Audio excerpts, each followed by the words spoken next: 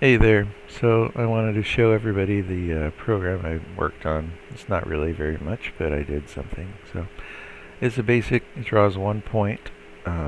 This is the vertex array object. It's just created in blank so that we can bind one. The point size is hardwired in. I am working in OpenGL 4.3, so the maximum size of a point is 256. We're sending in we're not sending in the uniform. I'm using that for this frame counter. I wanted to see how many frames per second I'm getting.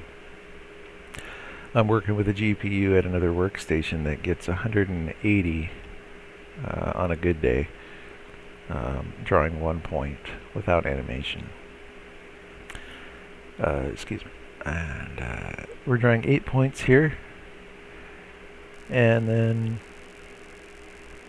the one thing we're using is a little trick, because to draw the 8 points, I'm not using a VAO, so the points are being hardwired in the vertex shader. That is the positions of the points. So I calculate the new x and the new y by using the mod function and the VertexID. So as the VertexID comes through, that's going to go from 0 to 7. It's going to get multiplied by 0.5, so that's going to go from 0 to 3.5.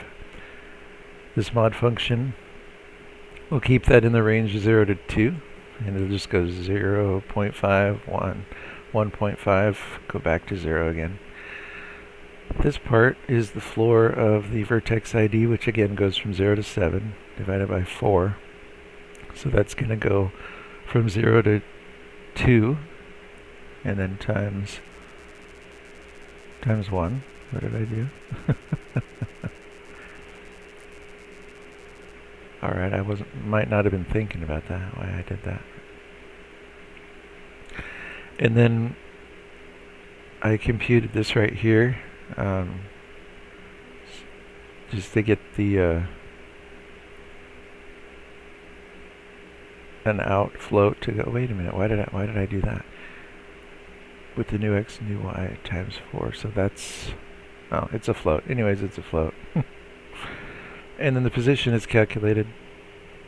So the fascinating goes out.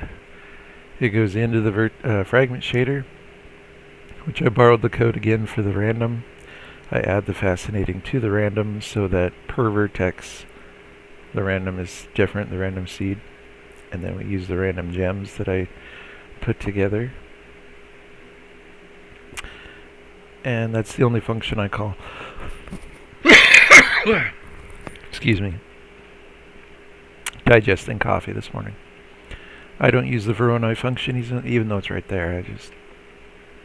And each one of these is individually randomized, so that there's no pattern like there was before that I had.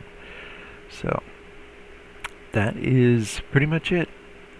I was just looking at creative ways of coming. Oh yeah, and here's the frame rate. It's over 3,500 frames per second, which is good. I think it's because I have a GPU on this workstation, which is good. So, alright, more to come as I work on the 2D map editor, the 3D map editor, and then a bunch of other stuff I've got in projects coming up. Thanks for watching.